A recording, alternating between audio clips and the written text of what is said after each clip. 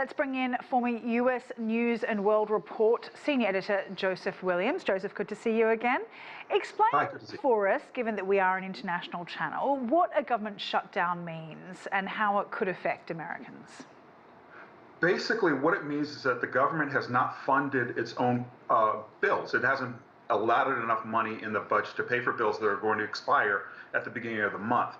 What it means writ large is that if it doesn't pass in the House and the Senate, you're going to find what a lot of your correspondents said, a lot of people are going to lose their benefits. A lot of seniors may find some of their benefits other than welfare might be a little bit truncated. Some hungry families that need federal aid to buy food are going to be left stranded. You're going to have longer people waiting in line for food pantries. You're going to have military service personnel having to try to figure out how to make it to the next paycheck without getting paid in between. So it has enormous complications. It's something that nobody wants, yet time and again we've always found ourselves here on the brink of disaster, only to have it pulled out of the brink at the last minute.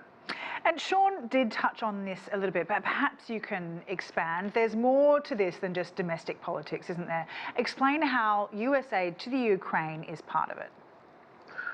The government has to, if the House is in charge of funding for the federal government. So in other words, they're the legislative body that sets priorities or that funds the priorities that the United States government says it wants to spend its money on. In terms of Ukraine, you've got this extremist wing of the party that is leaning towards Russia in this conflict. And so they want to prove to their constituency, their far-right constituency, that they're going to Washington to do what they said and avoid, quote unquote, wasting money spending United States military hardware on the fight in Ukraine when they feel the United States has no interest in that fight. Now that's contrary to what a lot of mainstream politicians say.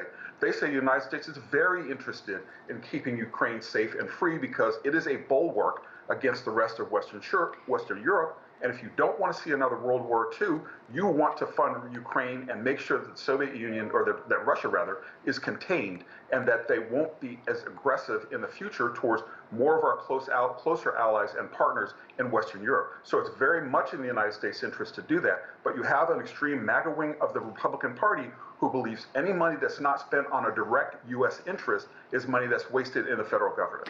And this is a time when Republicans, especially this faction of Republicans, really want to be seen to be spending money domestically. Talk to us about these more rebellious Republicans. They've been heavily involved in moving this US shutdown forward. What is it that they're trying to get out of this, do you think? Well, that's what nobody really knows. I mean, your viewers are probably familiar with many of the names. Marjorie Taylor Greene, a representative from Georgia. Matt Gaetz, a representative from Florida. Lauren Boebert, a representative from Colorado. And Andy Gosert, a representative from Arizona.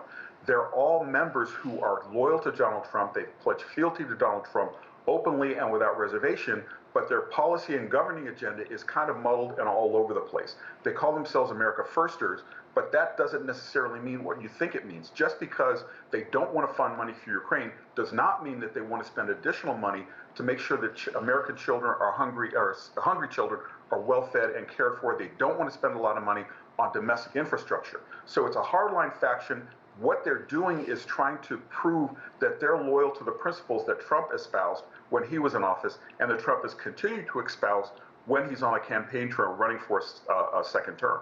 It's quite remarkable. Do you think that Donald Trump is influencing these Republicans from the sidelines? And do you think this is also a sign of the next year to come? Essentially, Donald Trump, given that he is the leading Republican candidate, he is in essence puppeteering how Republicans go about business?